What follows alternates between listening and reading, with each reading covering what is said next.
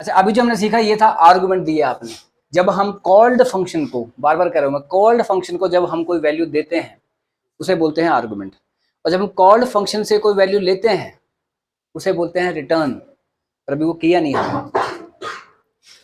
जो फ्राइडे हमने किया था वो ये था कि हमने कोई भी वैल्यू दी नहीं और कोई भी वैल्यू ली नहीं, सिंपल कॉल लगाई थी बस। फंक्शन ने अपना काम किया और आंसर दिया, ना उसको हमने कोई वैल्यू दी ना उससे हमने कोई वैल्यू ली मतलब कहाँ पर, यहाँ पर, इस जगह पे जहाँ से कॉल लगी है।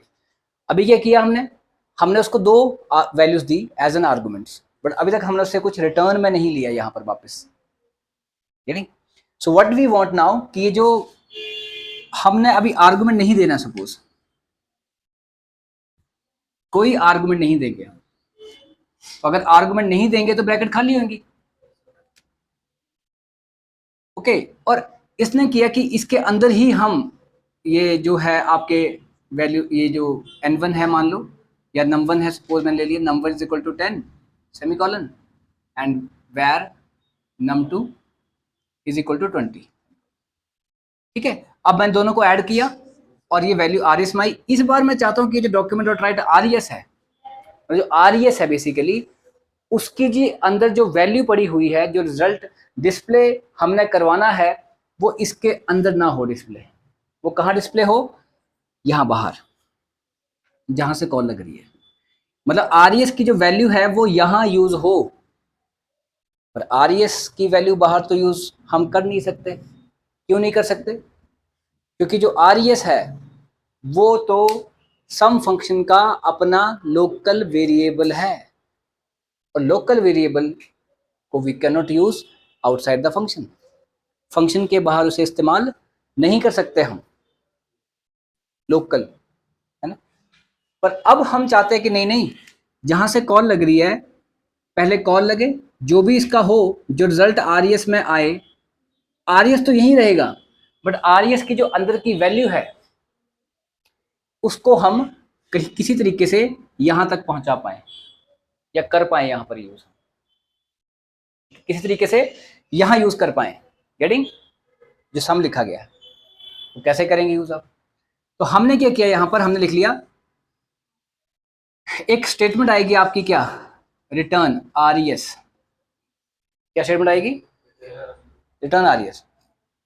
आर ई एस आएगी, और आर ई एस जो है बेसिकली उसके अंदर कोई ना कोई वैल्यू पड़ी होगी।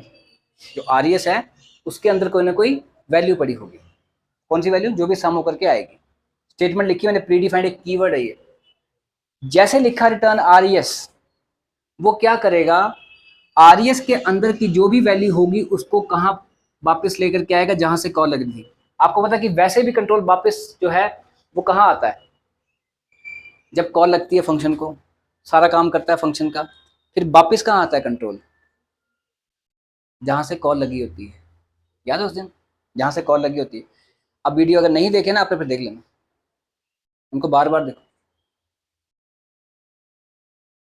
तो वो वहां पे जब है, यहां से हमने कॉल लगाई, यहां से कॉल लगाई और कंट्रोल यहां पे पहुंच गया। num1 num2 जो है वो उसके लोकल वेरिएबल्स हैं। आर ई एस के अंदर वैल्यूज आई, और आर ई एस भी लोकल वेरिएबल है, और उसकी वैल्यू जो है वो हमने यहां यूज करनी है आर ई एस के अंदर।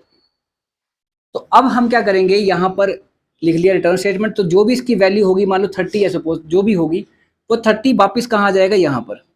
और अगर मैं रिटर्न आर ई एस नहीं लिखता हूँ, कंट्रोल तब भी वापस आएगा, बट तब कुछ लेके नहीं आएगा, आएगा यहीं पे वापस तब भी। पर अगर मैं लिखा रिटर्न आर ई एस, तो कहाँ आर ई एस के अंदर जो वैल्यू पड़ी है वो यहाँ पर लेकर के आएगा वापस, इस जगह पर। जैसे मान लो पड़ा 30, तो 30 लेकर के यहाँ पहुंच गया। बट क्वेश्चन ये है, पहुंच तो गया, दिखाएंगे कैसे 30 आप? How you will display that 30? Back and पे आया 30, मतलब हमारे सामने नहीं आएगा 30। जो कोड लिखा गया उसकी वजह से ये कोड चलेगा, और बैक एंड पे जो परफॉर्म होगा वो क्या होगा, इस जगह पर 30 आ जाएगा वापस। कॉल लगेगी पहले, फिर आएगा 30, ये रिप्लेस हो जाएगी इस जगह पर, काम हो गया इसका, वो 30 यहाँ पे आ जाएगा। पर अभी आपको दिखेगा नहीं, डिस्प्ले नहीं हो पाएगा, क्योंकि आपने डॉक्यूमेंट डॉट राइट नहीं किया। जो चीज़ डॉक्यूमेंट डॉट राइट नहीं की है वो डिस्प्ले नहीं होगी। तो मैंने क्या किया, यहाँ पर डॉक्यूमेंट डॉट राइट और ऐसे करके इसको इसके अंदर डाल दिया मैंने। अब ये क्या चीज़ है? राइट के अंदर सम फंक्शन को कॉल। अब इसको प्रोग्राम को दोबारा चलाया मान लो, कैसे काम करेगा, पहले देख लेगा फंक्शन बना पड़ा ऊपर, क्या करेगा सम देखेगा।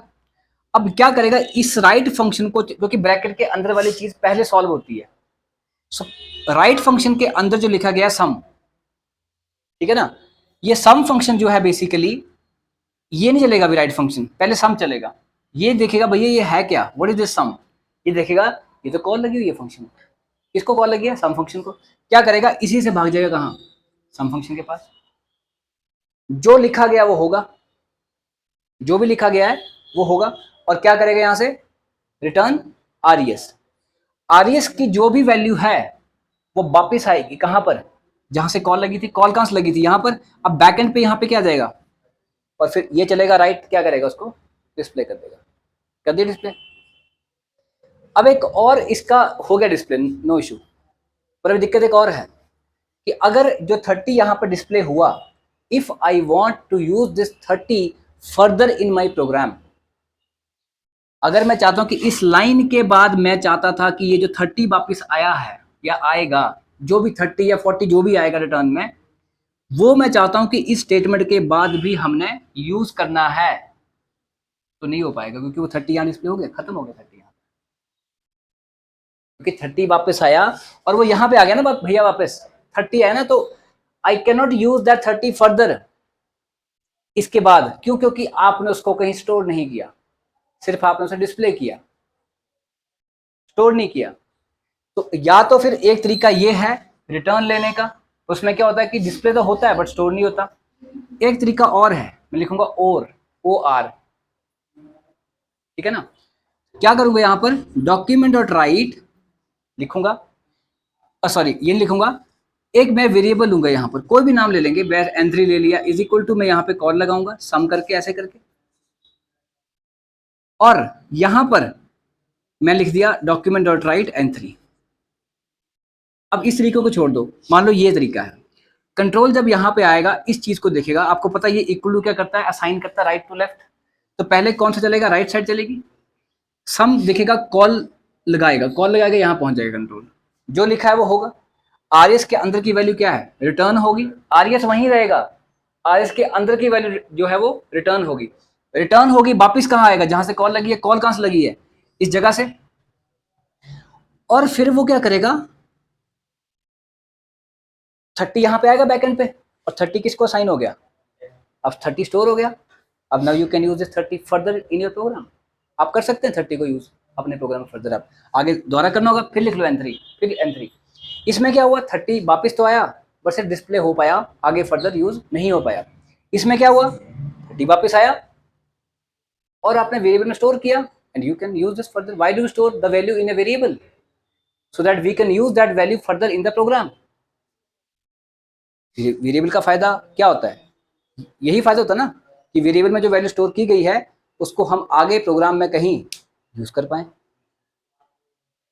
तो अब हमने कोई भी आर्गुमेंट नहीं दिया था, हमने सिर्फ क्या लिया रिटर्न लिया, रिटर्न उससे, तो फंक्शन को या तो हम सिंपल कॉल लगाते हैं, ना ही हम उसको कोई आर्गुमेंट देते हैं और ना ही उससे कोई रिटर्न लेते हैं। दूसरा, हम फंक्शन को आर्गुमेंट देते हैं कई बार और फंक्शन से कुछ भी रिटर्न में नहीं लेते हैं, कई बार आर्गुमेंट नहीं देते हैं और रिटर्न में कुछ लेते हैं, और कई बार